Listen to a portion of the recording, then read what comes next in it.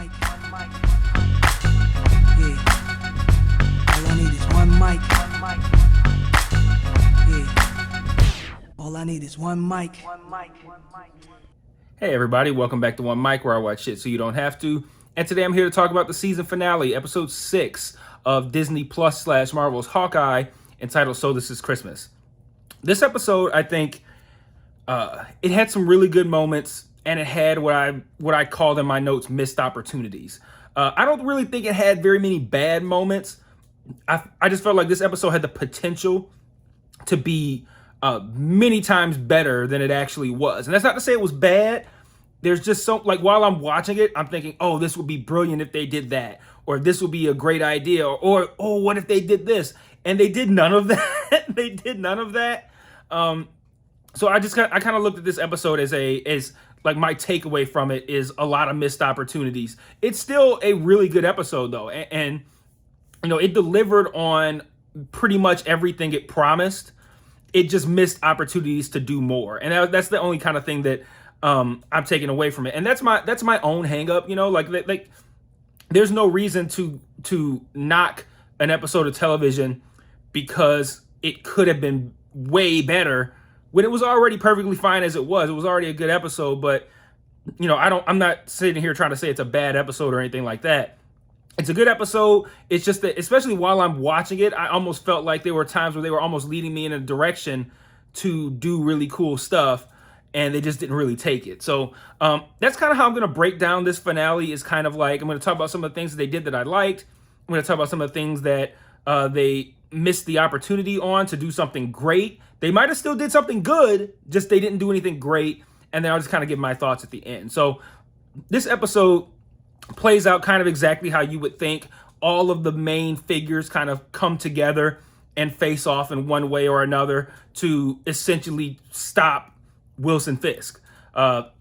Fisk, Clint, Yelena, Kate, Jack, all these people, Cassie, aka Lil Jon Snow, they all kind of come together at different points in the episode and have it out. And those dynamics, as I'm seeing them kind of happen and pair up and seeing like, okay, now Fisk is arriving at this place. It'd be cool if this happens with Fisk. Clint and Yelena are now having it out.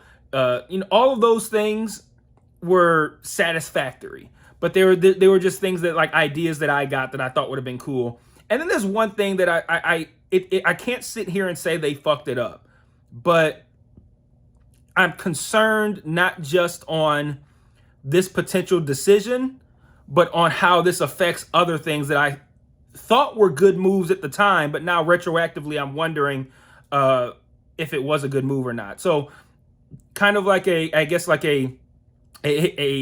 Inception kind of spoiler alert here. When I get into that, I'm going to be talking a little bit about Spider-Man No Way Home. So I'll give a warning when I get to that part in case you are watching this but have not yet seen Spider-Man No Way Home. So you can know, like, okay, let me skip this part. But just so you know, I'm going to tie it into a Spider-Man No Way Home spoiler. So I'm going to start with what I liked. One, the fact that they even put Vincent D'Onofrio as Wilson Fisk in this thing.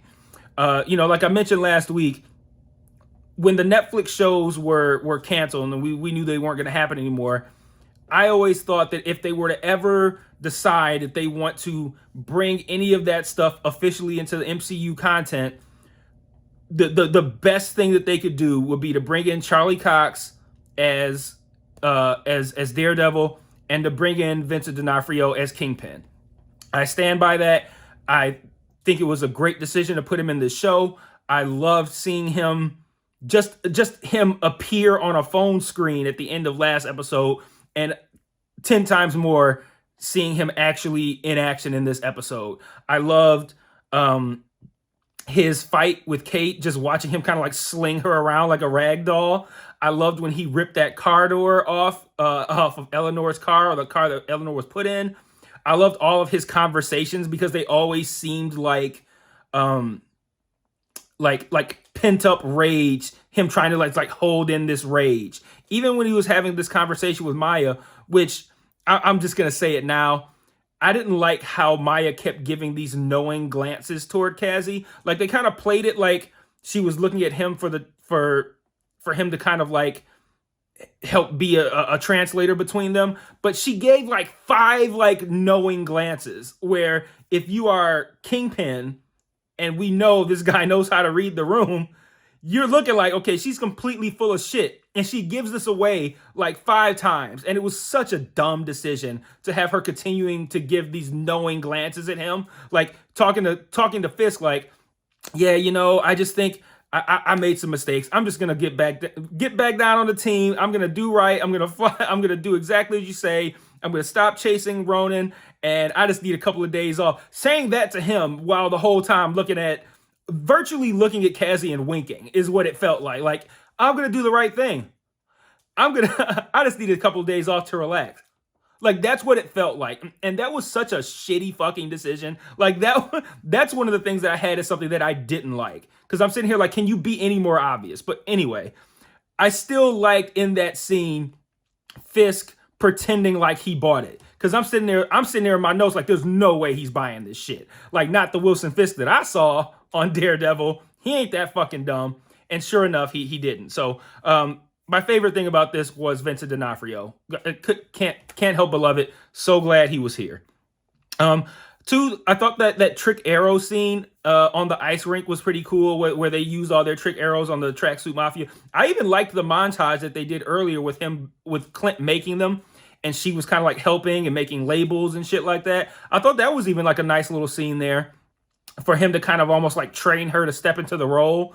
And then like the actual playing out of it where they were shooting the arrows and everything was pretty cool. I felt it bordered on being a little bit too much, but it was still a cool scene, and they set it up like, like, oh, okay, we're about to do some really cool shit now. I can't remember what Clint said, but it was something to the effect of like, yeah, we about to fuck some shit up now. And I thought that was fun to watch. I really like the callback to Clint teaching Kate how to do that, flip that coin to turn the TV off, and how she used that trick to I guess spark one of the arrows to put Fisk down. I like callbacks like that. I thought that was a good one. Now I want to get into some of the missed opportunities that were here as well. And I'm going to start with where I started off with the things that I liked. Supposedly killing off Fisk. Now, this is the one that I'm going to spend the most time on, and it's mainly because I don't know. They didn't show Fisk dying. They show Maya putting a gun to his face. They cut to a shot of the city, and you hear the gunfire.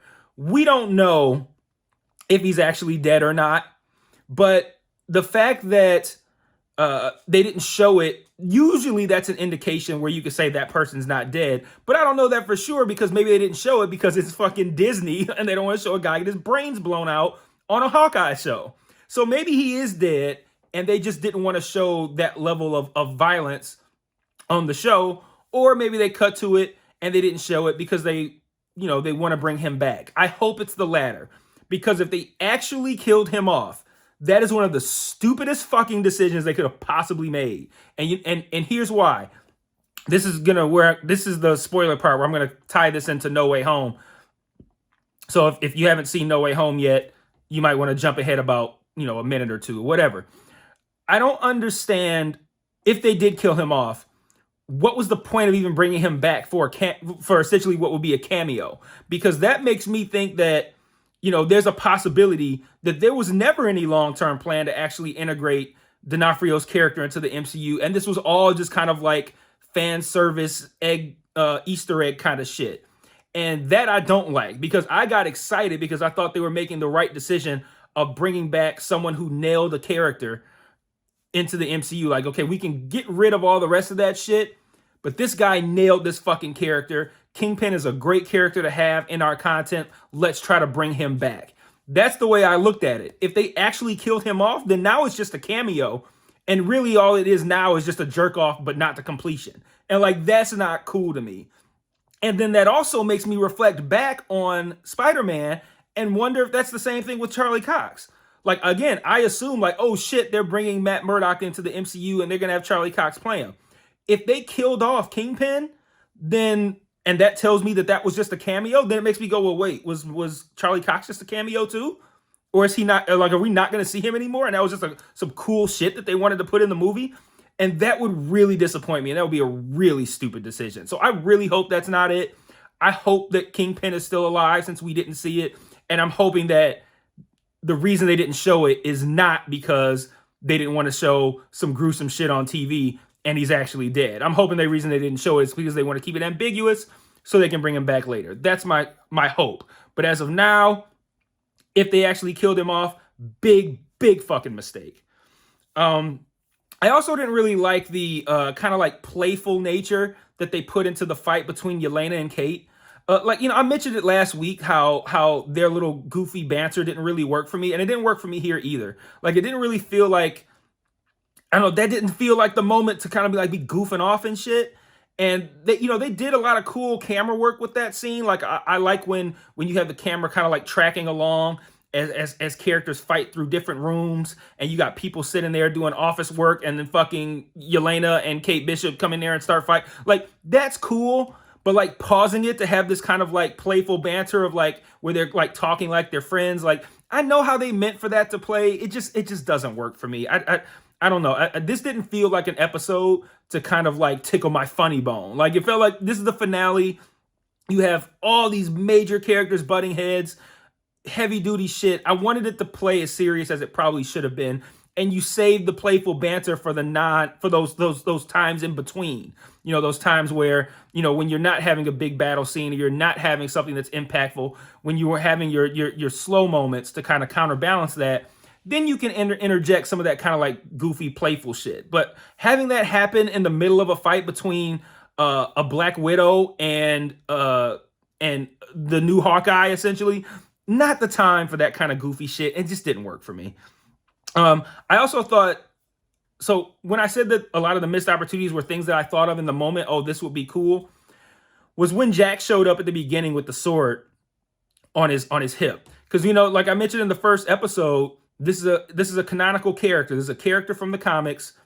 And I would have liked to have seen him do some really cool shit. Like, all he did was kind of just like wave the sword around, like fighting people, kind of like you would just generally do if you were like fencing. It just looked like fencing. I wanted to see Hawkeye level swordsmanship, because that's what makes Hawkeye kind of cool, is that he doesn't have not only does he not have powers, he doesn't even utilize a particularly cool weapon. He can just do incredibly like impossible seeming shit with it because he's so good with it. That's what I wanted to see out of Jack. I wanted to see swordsmanship that was like, how is that even possible? Like deflecting bullets, shit like that. And it just kind of have him just like waving it around and taking people out. It was cool. It's like, all right, cool. But I feel like, again, a missed opportunity to have that character do some really cool shit. Can you imagine if you had Jack doing incredibly cool shit with this sword? Maybe he's fighting Yelena with it or something. And it's just like really cool action sequence with that. You got Fisk potentially. I was not writing off the possibility that Fisk would kill Clint in this episode. And that would have been epic to me. Like, I don't have anything against Clint, but that would have been fucking epic. Can you imagine if that happened as well? Like, so many cool ways they could have ended this. And then lastly, one of the questions I had coming in this episode was the significance of that Rolex. And they've been chasing this Rolex, like the fucking, Raiders of the Lost Ark, chasing this Rolex. And we're at the end of the episode, and I'm thinking like they just completely dropped the ball on the Rolex shit. Like, okay, like they forgot about this. Clint breaks out the Rolex. Guess what I found at this black market auction? She takes the Rolex. It has a, shield stuff on, like, whatever. But like, it raised a lot of questions. Like, okay, why would she own a watch with that seemingly belonged to Shield? Was she an agent? Whatever. All those questions I don't care about. And I felt like the Rolex was played as being something way more important than something that, as of right now, is just like a watch that holds sentimental value to his wife. Like, if she's a former agent, like, okay, cool, I don't care. Like, I think I read something that said that she's supposed to be Mockingbird or something like that, and Mockingbird was in Agents of Shield. So I'm like, if they want to retcon something with her, or if they want to, I don't know what the plan is, but whatever it is, it's not even remotely interesting to me at all. It's just like, okay, all right, cool. So the watch used to belong to her, and maybe she was a Shield agent, cool, whatever. Like, I don't know. They built the watch up to be way more important than that, and like for it to just be something that holds sentimental value to his wife, I'm like, oh, that was kind of a letdown. But I don't know. Maybe I'm missing something. Like maybe it's an Easter egg that I'm just not catching, and seeing that.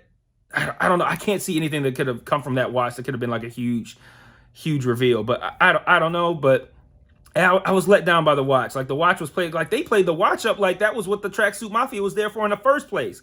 They weren't there necessarily for like the Ronin shit wasn't the huge deal. The watch was the huge deal. Like why would they even want it? Like what does that have to do with them? Like if it's like, okay, so Clint's wife used to have a fucking, let's say she used to be a Shield agent and she had a dope Rolex that had, I don't know, not even just Shield emblem on it, but like maybe it has all kinds of cool tricks. Still, I don't, like, why was that something that was so important to them to get? I don't know. But again, maybe I missed it, but I just found that to be an underwhelming reveal. So I already talked about the conversation between Maya and Kingpin where she kept winking at Cassie, like, why is okay, like what who thought this was a good idea? But anyway, my other thoughts, I liked when Clint sees Jack kind of like walking around with the sword on his hip. And I don't remember what Kate says, but Clint says like weird flex, but okay. Like I like that he said that. It made me feel like Clint reads black Twitter.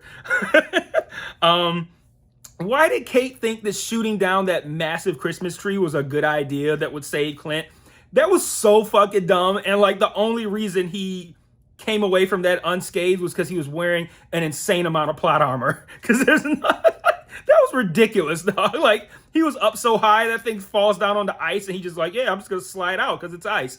Like, like why would you even think like, hey, if I shoot this tree down, he's near the top of it, that'll save him? Like, what? What a stupid idea. I thought the LARPers' involvement in this finale was nice. I like that they kind of like integrated them into the team, had them spread out, kind of like doing recon at the holiday party. I love how they changed it to like these superhero outfits, just essentially like direct traffic. I thought that was a nice touch. And while I liked the "I Can Do This All Day" Broadway number from the first episode, I did not need the entire fucking song in the mid-credit scene. Like I'm watching mid-credit scenes expecting some sort of revelation or an idea of what's next, something like that. A mid-credit scene pops up, I'm thinking, okay, cool. Maybe they're gonna pan and Kingpin's gonna be in the audience watching this. Something like that. But no, it was just an extended version of a moment that was fine as it was. Like we didn't need more of that. It was just like, okay, oh, that's funny. I don't think anyone's sitting here like, yo, let me get like the 5-minute version of this. Like, I don't know. That was just a bit much. But I've spent most of this video kind of ragging on the episode when I really don't want to. Like I said, the only thing was the knowing glances from Maya that irritated me. And I just felt like even though they did all the things that they should have done, they just could have done a little bit more to just really knock this one out of the park. So like good episode. And also I want to say this was a good season. Like, you know, this is, the everyone's least favorite Avenger on a show that I feel like no one's watching or talking about. But this has been a fun season. It's been entertaining. It brought Kingpin in, whether they keep him in or not. We still got to see Vincent D'Onofrio again through this series. And I think the series was largely a success. You only got 6 episodes leading right into Christmas, which is on Saturday. Clint gets home on Christmas Day. They wrapped everything up in a nice, tight little bow. And I think the series was largely successful. Like I feel like most people probably thought this would be the least of these series, and I don't think it is. You know, I felt like it served its purpose. Like they all kind of had a purpose. You know, WandaVision was to kind of showcase Wanda's skill set to a proper degree, which I think was meant to set up her involvement in Doctor Strange 2. Falcon and Winter Soldier was meant to be the vehicle to make Sam Captain America. Loki was done to kind of like help introduce the multiverse and potentially Kang the Conqueror, who is supposedly going to be the next big bad. And then this was done to in essence to kind of like slide Kate Bishop into the Hawkeye role. But, you know, it also could have been, it also may end up being a vehicle to get Kingpin back into the MCU as well. So all these shows serve their purpose. Did I forget one? I don't think so. No, I don't think I forgot one. Did I? I don't know. But they all serve their purpose. I think this one served its purpose, and I thought it was entertaining. So good luck with whatever they have planned next. I'm really looking forward to Moon Knight in particular. And lastly, this is going to be my last MCU video on this channel for the time being, until this channel like gets popping enough to where I feel like if I post an MCU video, it'll get a number of plays that justifies me doing it. Like, these videos take 2 to 3 hours for me to put together if you factor in watching the show, recording the video, the edits, the rendering, the upload time, all of that. It takes like 2 to 3 hours depending upon the length of whatever it is that I watch. And this was a longer episode, by the way.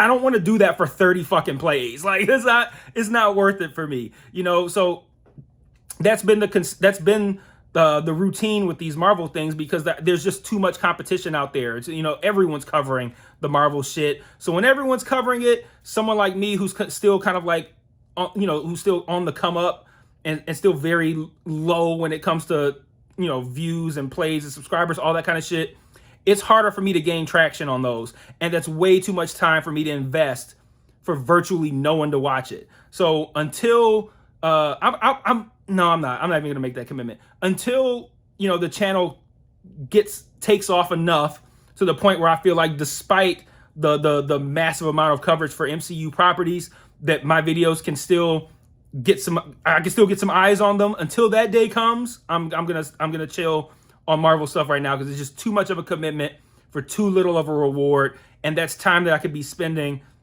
on videos that people actually are like literally waiting for me to post. Like, oh, I can't wait to see what he says about Yellow Jackets or Succession or whatever the next new show might be. You know, that's time taken away from that. Like, right now, I've spent an hour watching this show, an hour plus, because I pause it, you know, sometimes to take notes.